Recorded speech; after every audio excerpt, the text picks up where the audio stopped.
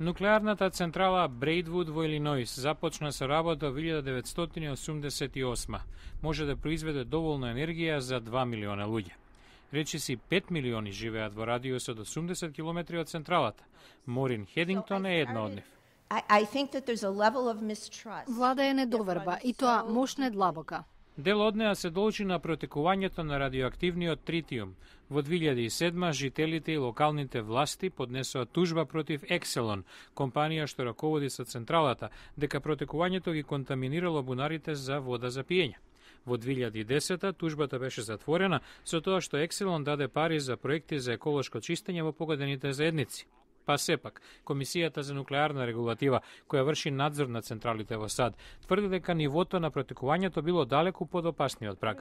Со оглед дека последното истражување за влијанието на нуклеарките по здравјето на локалните жители било направено пред 20 години, Комисијата побара од Националната академија за науки да направи нова студија.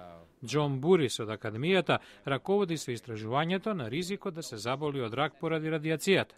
Вели дека комисијата во која членуваат стручњаци од цел свет не е задолжително фокусирана на катастрофалното испуштање на радиацијата во атмосферата. Говориме за нормалните секојдневни активности на една нуклеарна постројка и за луѓето кои живеат околу неа.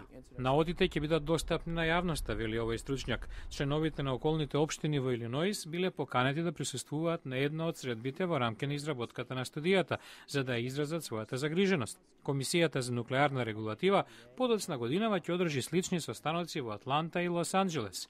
Конечната верзија на студијата се очекува кон крајот на годината.